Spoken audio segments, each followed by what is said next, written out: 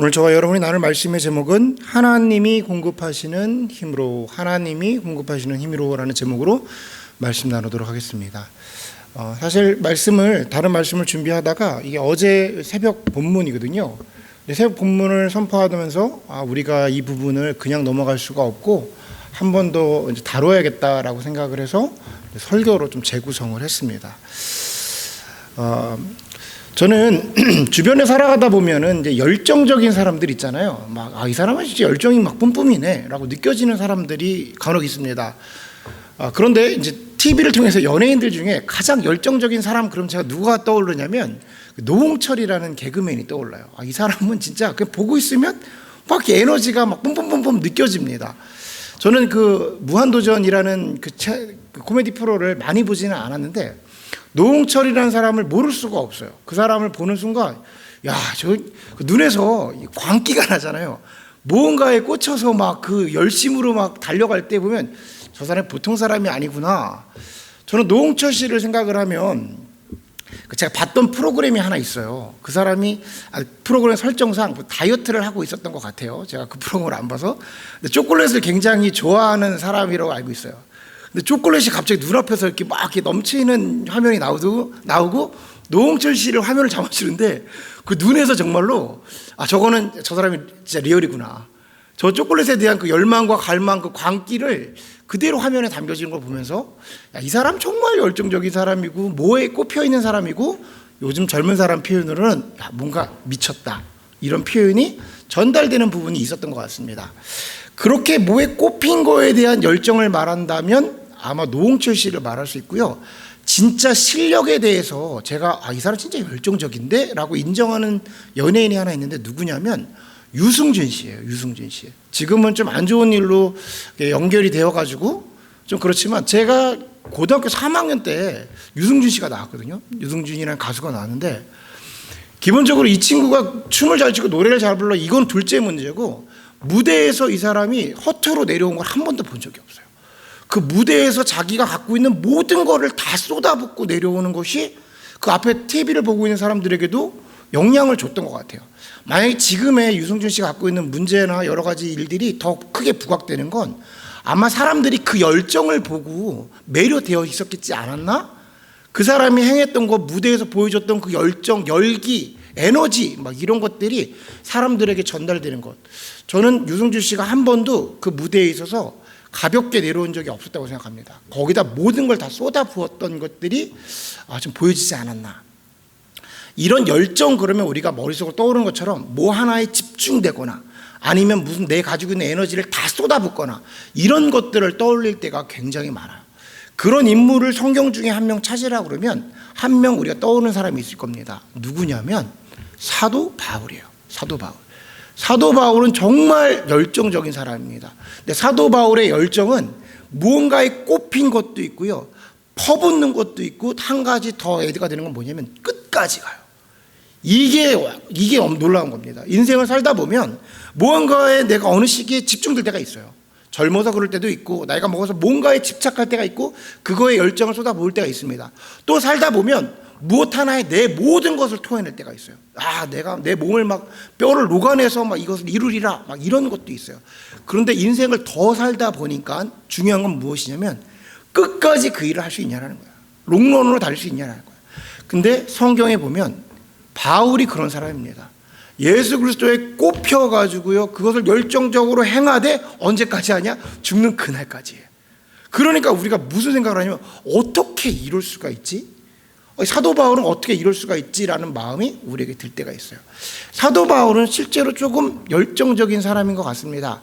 제가 보기에 태생이 조금 그럴 것 같아요.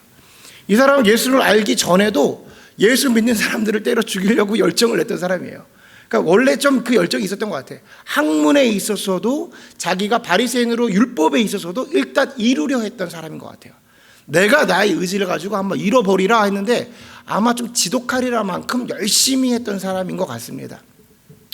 근데 예수 믿는 사람들을 때려잡겠다고 다메섹으로 가는데 그 다메스커스가 가는 길이 예루살렘에서 꽤나 먼 길이에요. 근데 그거 잡아 죽이겠다고 가는 거야. 그 뜨거운 데를. 가다가 예수를 만납니다.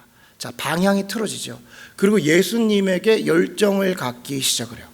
그러고 나서 이 사람이 선교를 가는데, 우리 지금 선교팀들도 나가 있지만 흔히 신앙생활 열심히 하시는 분들 선교 나갈 때 그 열정이 있으니까 그 선교 가는 거거든요. 그 마음속에 뜨거움이 있으니까 가는 거거든요.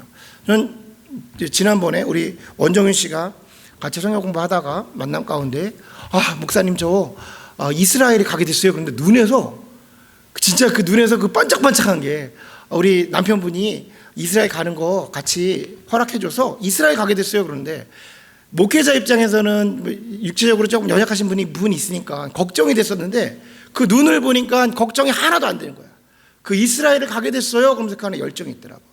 우리 안에 지금 단교 선교팀들 나가 있지만 자녀들 데리고 그 비용은 비용대로 드리면서 그곳이 얼마나 또 힘듭니까? 그럼에도 불구하고 그곳에 나아가서 복음을 전하겠다라는 열정이 있는 거잖아. 하나님의 마음이 있는 거잖아요. 그러면서 우리가 보면서 그 집사님 그 가정 열정이 있어. 우리끼리도 같은 신앙인들끼리도 칭찬을 합니다. 그런데 바울은 어느 정도냐면 평생 선교 여행을 떠나는 거야. 1차, 2차, 3차.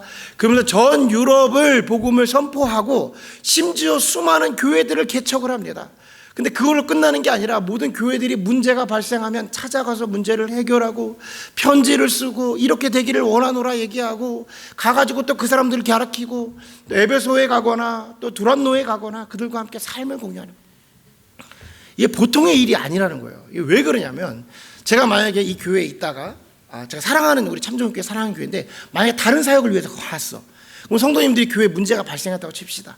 그러면은 목사님 이런 교회에 문제가 발생했습니다. 어떡합니까? 예를 들어 주성 집사님이 리더니까 편지를 썼어. 그러면 제가 얼마나 사랑하는 교회입니까? 전화해서 주성 집사님 무슨 일이에요? 저거 이렇게 합시다. 이렇게 바울과 같은 마음으로 할 수 있을 것 같아. 왜냐하면 교회가 하나니까. 근데 교회가 3개, 4개, 5개 개척한 교회가 어디 문제가 계속 발생해. 그러면 제가 그래요. 제 생각에 주성 집사님 그거 좀 알아서 좀 커버 좀 해주세요. 그거 알아서 안 되나? 이런 얘기를 했을 것 같아. 바울은 근데 그러지 않습니다. 바울은 그 교회가 어떤 교회가 어떤 상황이 있든지 간에 그 모든 교회에 내가 지금 가기를 원하나 내 상황이 그렇지 못함을 이해해 주십시오. 내가 사랑함으로 당신에게 이 편지를 씁니다. 사랑하는 동역자들을 보냅니다. 모든 부분을 막 컨트롤하는 거야. 성경 보면서 이런 생각을 하는 거예요.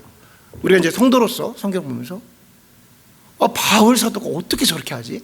나는 저걸 따라갈 수가 없을 것 같은데, 저렇게 사역 못할 것 같은데 어떻게 마지막 순간까지 저렇게 할 수가 있지? 근데 오늘 그 비밀을 바울이 얘기를 하고 있어요. 우리 성경 13절과 14절 13절과 14절을 다 같이 한 목소리로 읽어보겠습니다. 시작.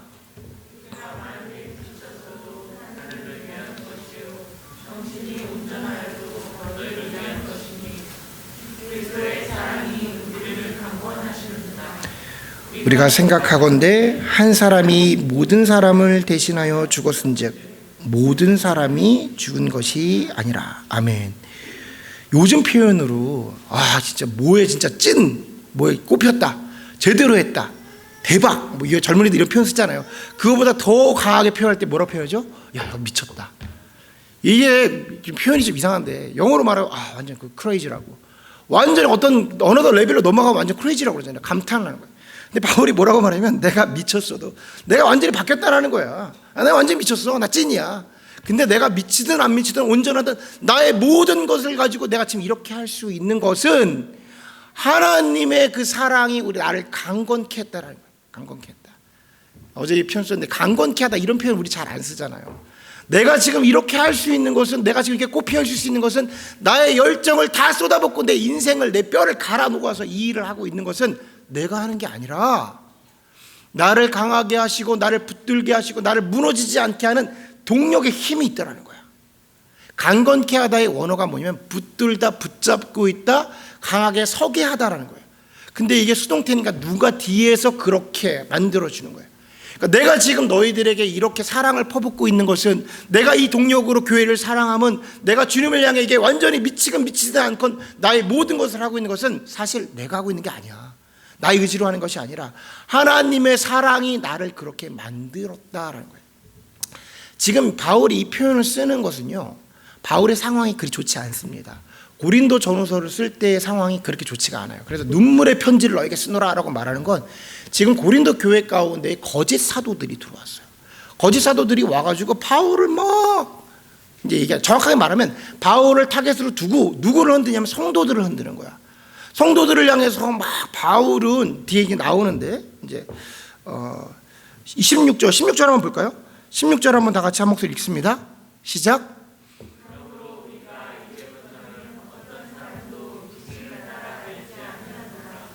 비록 우리가 그리스도도 육신에 따라 알았으나 이제부터는 그같이 알지 아니하노라. 우리 17절 읽겠습니다. 그런즉 누구든지 그리스도 안에 있으면 새로운 피조물이라 이전 것은 지나갔으니 보라 새 것이 되었도다.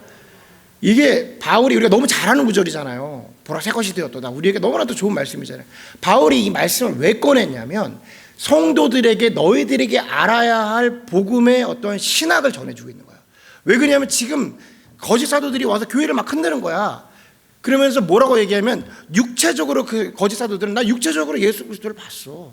옛날에 예수가 있을 때에 근데 이렇게 이런 일들이 있었지. 근데 바울은 못 봤잖아. 바울 예수 그리스도 믿는 사람들 때려잡으러 다니는 사람들이잖아. 바울에게는 그런 사도권이 없어. 나는 옛날에 기적을 봤어. 그래서 육체의 자랑을 한다고 성경이 기록했거든요. 나 육체를 보고 또 내가 환상을 봤어. 이런 얘기로 막 성도들을 흔들게 할 때에 바울이 그 성도들에게 답변할 대답을 주고 있는 겁니다. 자, 바울이 이 교회를 개척했어요. 열정을 가지고 교회를 만들고 그 사람들을 다 다루었습니다. 그러니까 바울은 사실은 그 교회에서 말할 수 있는 어느 정도의 권위를 갖고 있는 사람인데 사람들이 바울을 향해서 계속해서 손가락질하는 거야. 아니라는 거야. 말씀도 못 전하고 외모도 부족하고 예수를 만난 적도 없고 저 사람의 사도권을 인정할 수 없다라는 거야. 그럼 솔직히 만약에 자 이 교회에 막 뼈를 갈아놓고 열심으로 하고 성도들 했는데 전민선 목사 저거 사건이라고 막 저 아무것도 아니라고 내가 다 알고 있다고 막 그러면 제가 얼마나 속상하겠습니까? 솔직히 말해서 금방 항변을 할 거 아니야. 그 사람들 미워하기도 하고. 근데 바울이 뭐라고 얘기하냐면 그런 거 다 무시하고 아무런 그런 거 요동치지 않고 내가 사랑으로 당신들이 온전히 쓰기를 원하노라. 내가 이렇게 기도하겠습니다. 이렇게 하겠습니다. 근데 내가 지금 이렇게 하고 있는 것은 하나님의 사랑으로 그렇게 하고 있다. 인간적으로는 그게 불가능한데 하나님이 계속해서 그 사랑을 동력하셨기 때문에 내가 그래 할 수 있습니다. 여기서 우리가 기억해야 되는 것은 무엇이냐면 바울을 그렇게 공급하고 있는 하나님의 사랑이 뭐냐라는 거예요. 바울과 우리가 다를 게 없잖아요. 같은 신앙인이잖아. 바울은 되는데 우리가 안 되는 건 그 하나님의 사랑의 차이밖에 없는 거야. 그러니까 그 하나님의 사랑의 차이를 우리가 머리로 이해하고 내 삶 속에서 깨달음으로 우리 안에서 하나님을 진정으로 야다하는 완전히 알아가는 일들이 벌어져야 되는 거예요. 그 사랑이 무엇이냐? 그 사랑이 무엇이냐? 하나님이 우리를 사랑하셔서 죄인된 우리를 그의 의로움으로 온전케 하기 위함. 자, 우리 21절 한번 보도록 하겠습니다. 21절. 다 같이 한 목소리 있습니다. 하나님이 죄를 알지 못하신 이를 우리를 대신하여 죄로 삼으신 것은 우리로 하여금 그 안에서 하나님의 의가 되게 하려 하심이라. 이 말이 뭐냐면 하나님이 예수 그리스도를 십자가에 못 박혀 죽게 한 것은 우리 죄인된 우리를 의롭게 하기 위해서 우리의 죄를 예수님에게 다 덮어 씌웠어라는 거예요. 이 말도 안 되는 이야기라는 거예요. 말도 안 되는. 이런 게 어디 있습니까? 이런 게 어디 있어요? 이 사랑의 원리가 조금 이상한 거예요. 제가 어제 그런 표현을 썼습니다. 하나님이 선택하신 방법은 뭐냐면 대속이라는 방법이에요. 대속이라는 방법. 어제 이런 질문을 드렸습니다. 되게 중요한 질문이에요. 저는 이걸 가지고 굉장히 오랫동안 씨름을 했습니다. 성경 어디도 나오지 않고 사실 주석 어디도 나오지 않아요. 자, 여러분한테 동일한 질문을 여러분에 드려보겠습니다. 아담과 하와가 죄를 졌습니다. 그 일로 인해서 계속해서 이 문제가 벌어지고 있죠. 여러분, 아담과 하와는 천국에 갔습니까? 아담과 하와는 천국에 갔나요? 아담과 하와는 성경 안에서 죄를 졌습니다. 그런데 단 한 번도 회개를 한 적이 없어요. 아담과 하와는 하나님 앞에서 죄송합니다라고 말한 적이 단 한 번도 없습니다. 잘못했습니다라고 말한 적이 없어요. 마지막까지 그의 얼굴을 피해서 도망갔고 당신이 만든 저 여자 때문에 죄를 지었다고 그러고 뱀 때문에 죄를 지었다고 그러고 아무것도 단 한 번도 회개를 한 적이 없어요. 여러분, 아담과 하와는 천국을 갔을까요? 못 갔을까요? 정답은 제가 뭐라고 그랬어요? 모른다. 맨날 이런 질문을 하니까 대답을 안 하시죠, 여러분들이. 구원의 방법은 모르는데 정확하게 표현드릴게요. 알지 내가 왜 몰라? 알아. 자, 알아요. 아담과 하와는 천국에 있습니다. 왜 천국에 있냐면 하나님께서 에덴 동산을 나가게 할 때 그들이 나뭇잎으로 만들었던 옷을 거두시고 의의 옷을 입히셨는데 그게 무엇이냐면 가죽으로 옷을 입히셨습니다. 가죽으로 옷을 입힌 것은 뭐냐면 너의 죄를 가리기 위해서는, 죄를 덮기 위해서는 누군가가 희생하여 피를 흘려야 돼. 죽음을 해야지만, 죽음이 있어야만 너희가 너의 죄를 사할 수가 있어라는 거예요. 자, 아담은 깨닫습니다. 나의 죄를 덮기 위해서, 죄가 덮어지기 위해서, 나의 죄를 가리기 위해서는 누군가 죽음으로 피를 흘려야 돼. 개인의 죄가, 그 개인의 죄의 문제를 회복하기 위해서는 누군가 대속을 해야 되는 거예요. 하나님은 이상한 방법을 선택하세요. 전가시켜버려요, 죄를. 이 세상에서는 찾을 수가 없는 방법입니다. 그 사람을 온전케 하기 위해서 그 죄를 딴 데다가 덮어 씌워버리는 거예요. 그래서 시간이 지나서 이스라엘 사람들이 유월절을 맞이하면서 어린 양의 피를 문설주에 바르면 그 가정을 패스오버 시키겠다. 유월절입니다. 그 가정을 지나가겠다라는 거예요. 그래서 이스라엘 백성들이 이집트에 있을 때에 문설주에 피를 바릅니다. 그러고 나서 그때에 그 사단의 영역들이, 어둠의 영역들이 그 집을 패스오버하는 걸 보게 돼요. 그때 사람들이 깨닫습니다. 아, 죄가 없는 어린 양의 피를 통해서 우리 가정이 구원을 받을 수가 있구나. 개인의 죄가 가정의 죄로 확정되어져 버려요. 개인의 죄의 구속이 해결됨이 바로 한 가정의 죄가 회복해 되는 확장의 영역을 보게 됩니다. 하나님께서는 시간이 더 지나서 그들이 광야에 있을 때에 성막 안에 있는 모든 사람들에게 1년에 한 번씩 대속제일에 아사셀의 염소를 두고 자신의 죄를 그 염소에게 덮어 씌우는 일이 벌어집니다. 전가를 하는 거예요. 한 명씩 나와서 그에게 다 자기의 죄를 덮어 씌워요. 그리고 대제사장이 마지막에 그 염소를 세상 밖으로 보냅니다. 성막 밖으로. 그럼 광야에서 어떻게 돼요? 피를 흘리며 죽겠죠. 그러면서 우리의 죄를 다 덮어쓰고 그 염소가 짊어지고 가게 되는 거예요. 너무 이상하잖아. 우리가 이성적으로 생각해 보십시오. 그것이 이상하잖아요. 우리의 죄를 그가 덮어쓰는다는 것. 근데 그때서야 이스라엘 백성들이 깨닫게 됩니다. 이 일로 인해서 죄가 없는 어린 양을 통하여서 우리 민족이 구원을 받는구나. 점진적으로 계속해서 확장되고 있는 거야. 개인의 죄가, 가정의 죄가, 모든 민족의 죄가. 그 시간이 더 지나서 예수님이 이 땅에 오십니다. 그러면서 그 어린 양을 보면서 세례 요한이 뭐라고 말하면 세상의 죄를 짊어지고 가는 저 어린 양을 보라 그런 거예요. 세상 모든 올레이션스의 죄를 짊어지고 가는 어린 양을 보게 되는 겁니다. 여러분, 우리는 목이 굳어서 하나님을 바라보지 못했지만 하나님께서는 처음에 그것을 죄를 졌을 때 그 죄를 회복시키기 위해서 4,000년이라는 시간 동안 쉬지 않고 이 일들을 진행하신 거예요. 마지막 순간에 우리 모두의 죄를 다 해결하시기 위해서 예수 그리스도를 십자가에 짊어지면서 죄가 없는 그 어린 양을 통하여서 그 의로 인해서 우리를 의롭게 하기 위해, 우리의 모든 죄를 그에게 전가시키기 위해서 그렇게 하셨다라는 겁니다. 이게 성경에서 말하는 하나님의 놀라운 일이에요. 성경에서 기록된 모든 하나님의 놀라우신 일이라고 표현하는 것은 예수 그리스도의 십자가입니다. 그래서 지금 우리가 2000년 전에 중동에서 죽은 33세 청년을 내가 믿으면 내가 구원받게 되는 것은 그게 그냥 그 청년을 믿어서 구원받는 게 아니라 하나님이 지금껏 전진적으로 해오신 그 사건을 받아들이는 거예요. 여러분, 제가 아까 전에 아담 얘기를 왜 꺼냈냐면, 여러분 우리가 깨달아야 되는 것은 무엇이냐면 우리가 회개한다고 구원받지 않아요. 회개가 구원의 조건이 될 수가 없어요. 구원은 어떻게 받는 거냐면 하나님의 은혜로 받는 겁니다. 아멘? 여기서 아멘 하셔야 돼요. 하나님의 은혜, 하나님이 이미 작정하시고 그렇게 하기로, 은혜를 주기로 마음 먹었어. 그래서 그 은혜를 이루신 일을 믿음으로 수용하는 겁니다. 하나님이 그렇게 하시기로 하셨군요. 하나님의 방법이시군요. 제가 그것을 받아들이겠습니다. 그때에 우리의 상태가 변화돼요. 하나님의 자녀가 돼. 그때 뭘 깨달냐면 내가 죄인이었구나를 깨달아요. 그때 나오는 게 회개입니다. 여러분, 회개를 죽었다 깨났다 해보려고 해도 죄가 죄로 여겨지지 않으면 회개를 할 수가 없거든요. 그러니까 회개한다고 구원받지 않아. 구원받은 사람이 할 수 있는 게 회개예요. 이걸 잘 깨달으셔야 됩니다. 그러니까 아담과 하와는 회개를 할 수 있었어요, 없었어요? 하나님과의 영광이 깨진 상태에서는 회개를 할 수가 없는 거야. 그러니까 뭘 하냐면 당신이 만든 저 여자 때문에 죄를 졌고 당신이 만든 저 뱀 때문에 이렇게 전가시킬 수밖에 없는 거죠. 근데 진짜는 뭐예요? 은혜를 깨닫게 되고 나서 내가 죄인이었구나 한 거예요. 내가 죄인이구나. 그래서 우리는요, 신앙생활은 doing으로 하는 게 아니라 being으로 하는 거예요.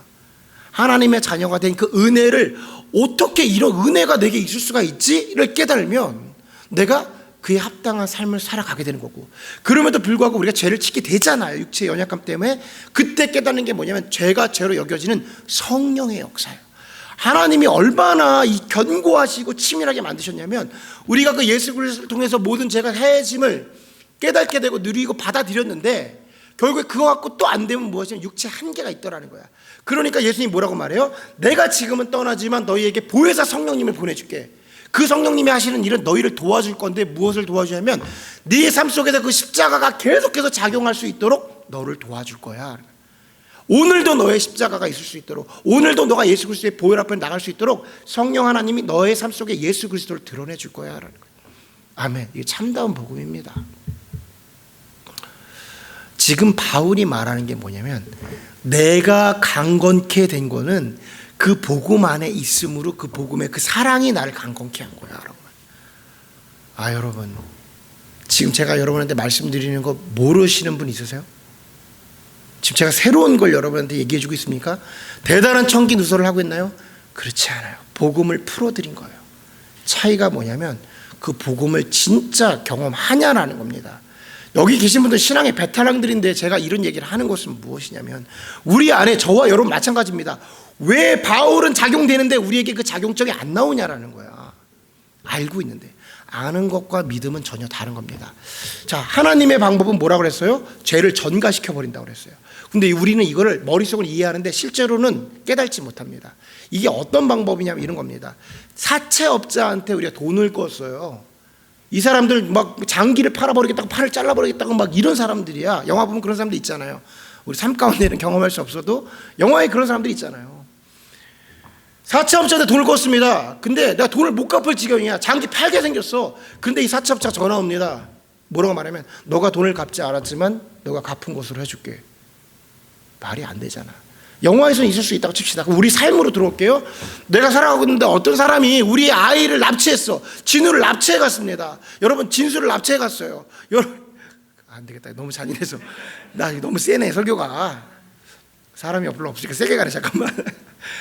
납치해 갔어. 이게 얼마나 놀라운 일. 지금 너무 당황하잖아요. 그런데 내가 전화가 왔어. 나 진우 납치했어. 네가 돈을 주지 않으면 너 진우 없애버릴 거야. 근데 제가 그렇게 말하는 거예요. 진우를 돌려보내지 않았지만 내가 당신을 용서합니다. 진우를 돌려보내지 않았지만 내가 당신을 용서하겠습니다. 말이 안 되잖아요. 재판관이 사형수에게 너무나도 잔인한 살인을 벌이고 있는 살인범이 있는데 그 사람에게 살인 선고를 내렸어. 너는 너무나도 큰 죄를 져서 당신에게 사형을 선고합니다 라고 말하고 나서 당신이 너무나도 내가 당신을 사랑하기 때문에 그 대신 그 사형 선고에 대해서 내가 대신 죽겠습니다라고 말하는 거예요. 이거 신학책 같은 데서나 나오는 거잖아요, 여러분. 삶 속에서 안 나오는 거잖아. 지금 하나님이 우리에게 그걸 하셨다고요. 너의 죄를 사하기 위해서 내 아들을 십자가에 못 박을 거야. 그리고 못 박았어. 죽였어. 그리고 뭐라고 말씀하시냐면 너의 죄는 다 사해졌어. 여기서 이거 모르시는 분 아무도 없다고요. 아무도 없다고. 근데 그 사랑을 진짜 깨달을 수 있냐라는 겁니다. 여러분, 이 사랑은 세상에 존재하지 않습니다. 비정상적인 사랑입니다. 온전하지 않은 사랑이에요. 우리의 사고로는. 그러니까 우린 깨달을 수가 없어. 이게 비정상적인 사랑이라고. 한 번도 경험해보지 못한 사랑이라고. 우리가 행할 수 없는 사랑이라고. 그러니까 지금 정확하게 말하면 하나님은 비정상적인 거예요. 우리의 관점으로 말하자면. 그러니까 그 하나님을 이해하지 못하네. 그 하나님을 이해하지 못하네. 근데 여러분, 삶을 살아가시다 보시다가 그게 부모님이 되었던 연인이 되었던 어떤 은인이 되었던 도저히 감당하지 못하는 사랑 받아보신 적 있으십니까? 평상시에는 도저히 내가 이루지 못할 그런 사랑 느껴보신 분 있으세요? 넘치는 사랑을 받은 거예요. 넘치는 사랑. 그걸 은혜라고 얘기하거든요. 내가 사랑의 영역을 넘어선 걸 은혜라고 표현해요. 은혜. 바울은 지금 이 비정상적인 사랑에 대해서 뭐라고 하면 이게 비정상적인 거야 라고 얘기하는데, 그 하나님이, 그 예수님이 계속 살아계셔서 내가 관계를 갖다 보니 이 사람이 진짜 살아있는 사람이고, 이 사람의 진짜 그 사랑이 있었고, 이 사람에게는 그 사랑이 계속해서 공급되고 있더라는 거예요. 여러분, 제가 지금 이렇게 계속해서 지금 얘기하는 건 뭐냐면, 십자가의 사랑을 우리가 이론적으로 아무리 설명하려고 해도 이게 전달이 안 된다고요. 우리 사고는 그걸 받아들일 수가 없어. 이론으로 한 번도 경험해 보지 못했거든요. 전가되는 걸 경험해 본 적이 없어요. 우린 지금 알고 있는 예수님의 사랑은 이론으로 알고 있는 거야. 나의 죄가 예수 그리스도로 인해서 해결됐지. 근데 바울이 이 일을 하면서 뭐라고 말해? 바울은 내가 지금 이렇게 하고 있는 것은, 이렇게 되는 것은 예수 그리스도로 인해서, 그 사랑에 인해서 내가 간건케 됐기 때문에 할 수 있는 거야. 자, 이거 아무리 이론적으로 백나천나 얘기해도 소용이 없습니다. 이게 실제 샘플이 필요해요. 이런 신앙인들이 나와야 되잖아요. 저는 우리 교회 가운데 정말 감사한 것은 우리 교회 안에서도 이런 신앙의 선배들이 있음을 제가 고백할 수가 있겠다는 거예요. 여러분, 우리 교회에 오늘 코로나로 인해서 우리 몰러 목사님 나오시지 않으셨는데, 우리 몰러 목사님은, 현현 목사님은 저에게는 스승님이시고 신앙의 선배고 실제로 아버지와 같은 분이세요. 이게 제가 강단에서 이렇게 표현한 거는 없었는데, 실제 저희 신앙의 선배님이시고, 여러분들도 신앙의 선배님이시잖아요. 저에게는 스승님이에요. 신앙을 알려주시고, 그리고 개인적으로는 아버지와 같은 분입니다. 그런데 우리 신앙의 선배님으로서, 저희 원로 목사님이시잖아요. 앞에 선임 목회자시잖아요. 교회를 바라보시면서 얼마나 걱정되시는 게 많으시겠어요. 목사님은요, 베테랑 목회자고, 저는 제가 여러분한테 이렇게 고백할게요. 저 초보 운전사예요, 여러분. 여러분들 안전벨트 잘 매고 계십니까?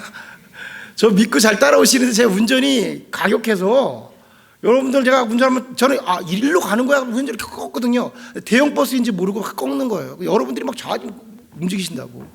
교회가 그러니까 뒤에서 타고 계셨던 목사님이 보시다가 걱정되는 부분이 있죠.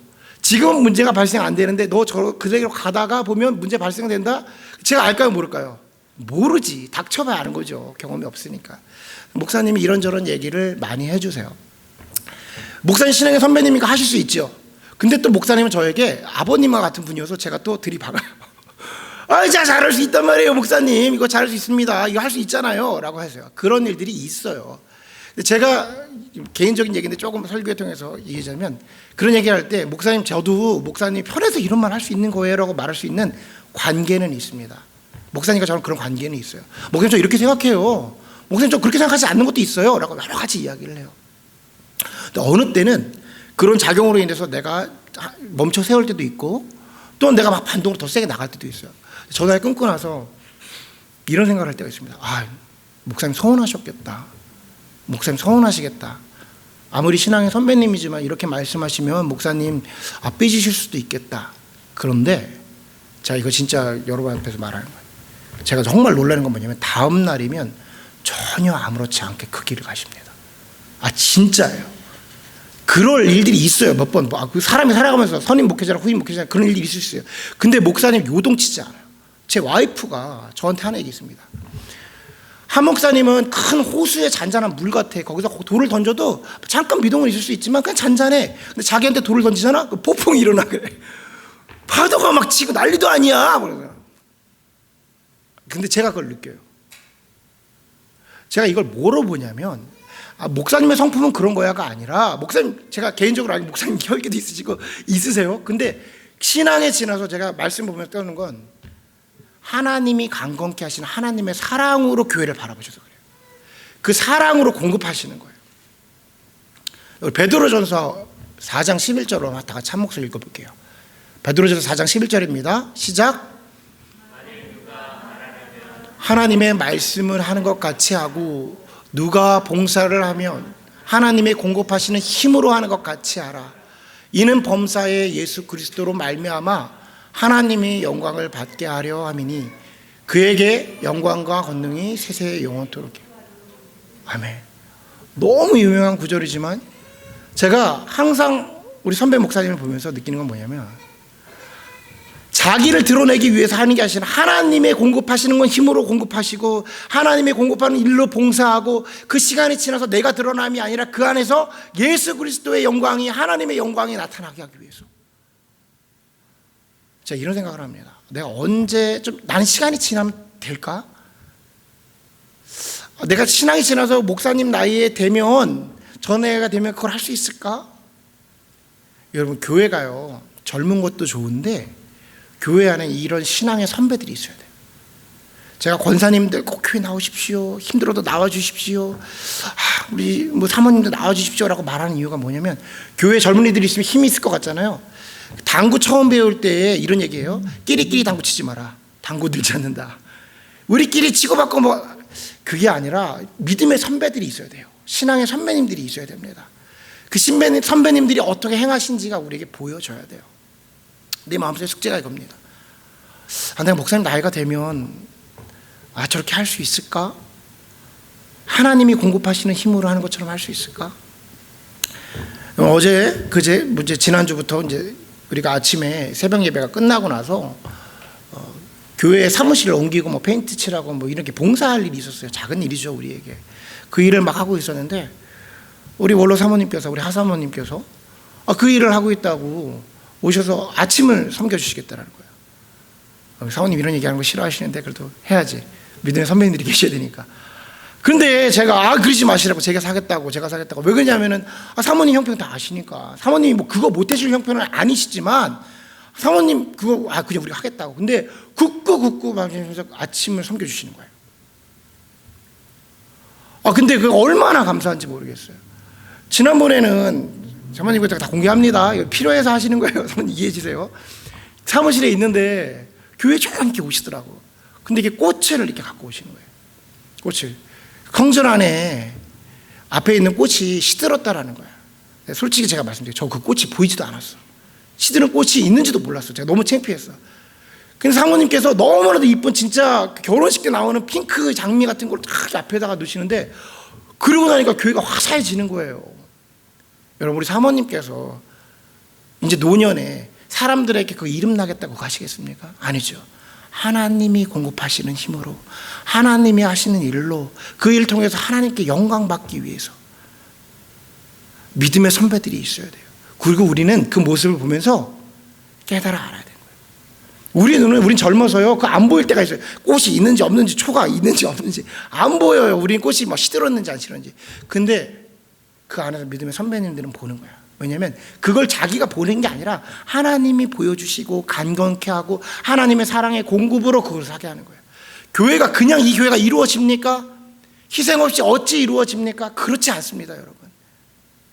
하나님이 함께 하심으로 예수 그리스도의 보혈의 피에 힘입어서 내가 지금 받고 있는 게 주님의 은혜구나를 깨달은 이들이 그 힘을 가지고 교회를 섬겨나가고, 그 힘을 통해서 열방을 향해서 선교를 나가고 이웃들을 사랑하게 되는 것이고, 그래서 이 안에서 그 사랑이 세상 가운데 보여주는 거야. 그때서야 성경은 뭐라고 말한 거야? 그때서야 세상 사람들이 너희가 나의 제자인 줄 알리라 라고 말해. 인위적인 피켓을 들고 나가서 불신지옥 예수천당 백날 천날 외워도 안 된다고요. 우리 안에 강건케 하는 것은, 너희가 아무리 나에게 돌을 던져도 내가 강건할 수 있는 것은 예수 그리스도의 하나님의 그 사랑하심, 그 큰 일이 나를 오늘 이 자리에 서게 하는 것이다라는 거예요.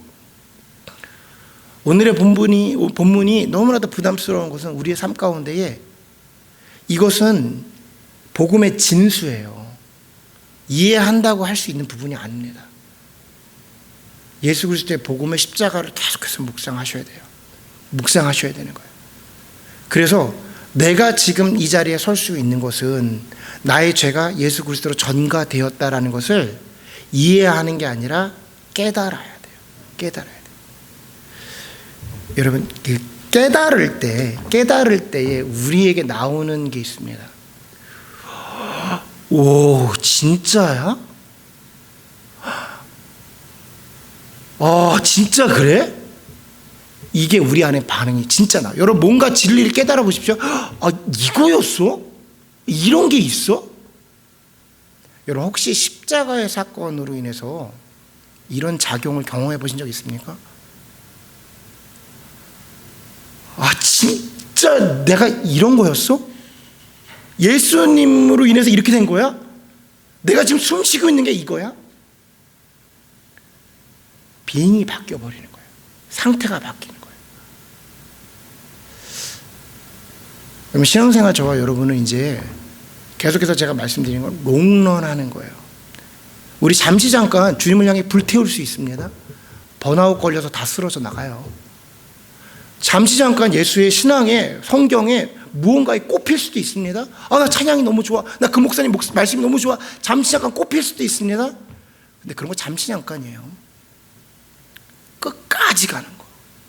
끝까지 가는 건요, 예수 그리스도의 보혈을 깨닫고 성령님으로 오늘 하루하루를 살아가는 거예요. 그래야 끝까지 갈 수 있습니다. 근데 끝까지 가는 것은 세상이 나를 향해서 돌을 던져도, 때론 세상 속에서 오해를 받아도, 그럼에도 불구하고 내가 계속해서 그 길을 갈 수 있는 것은 하나님의 놀라우신 사랑이 우리를 강건케 하여야 되는 겁니다. 바라기는 그 강건하심이, 동행하심이, 쓰러지지 않게 우리를 밀고 계심을 날마다 경험하시는 저와 여러분이 되기를 간절히 소원합니다. 아멘. 우리 이 시간에 찬양 부르고 함께 또한 기도하는 시간 갖도록 하겠습니다.